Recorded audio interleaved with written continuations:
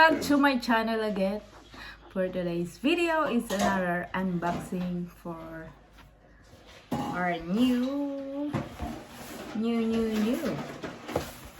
electric kettle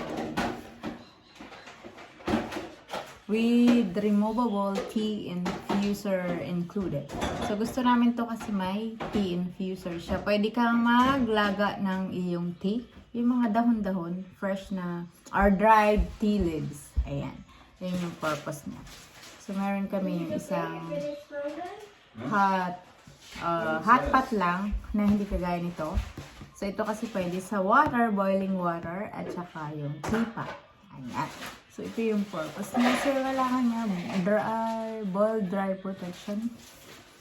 So, kailangan niya ito kung maggagawa ka ng tea, dried tea leaves. Ayan.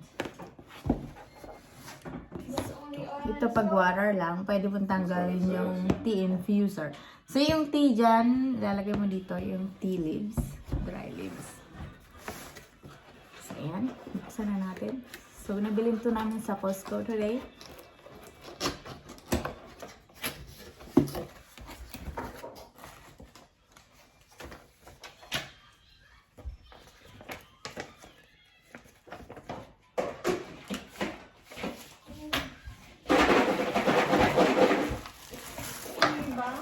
So, electric kettle, so meron siyang saksakan.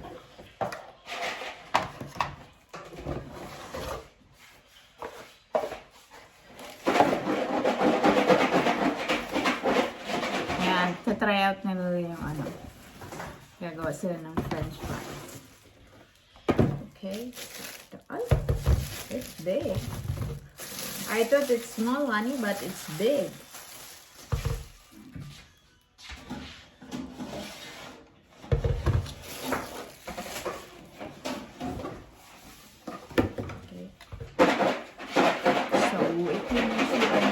Glass, and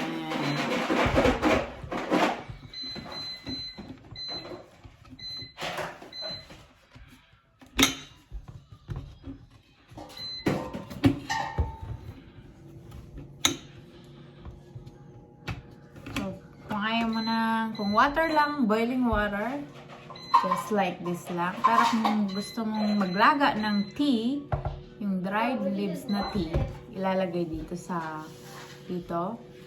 Ito yung pinaka-infuser niya.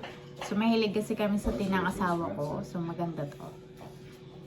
Ayan. Kasi meron kami yung nakatibag lang na tea. So, ito mas maganda. Mas gusto ko yung fresh na dried tea leaves. Ayan. So, ayan.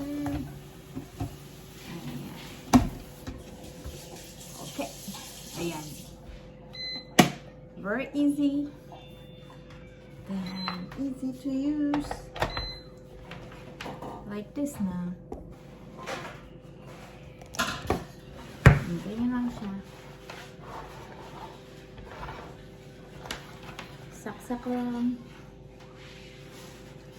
Tapos, yan, good guys. Tapos na po.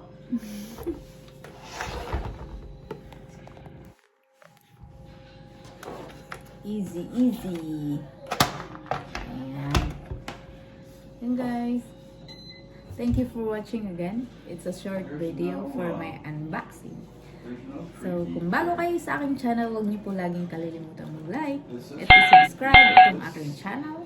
At i-hit yung notification bell para maging ma-notify kayo sa aking susunod na video. Thank you guys for watching.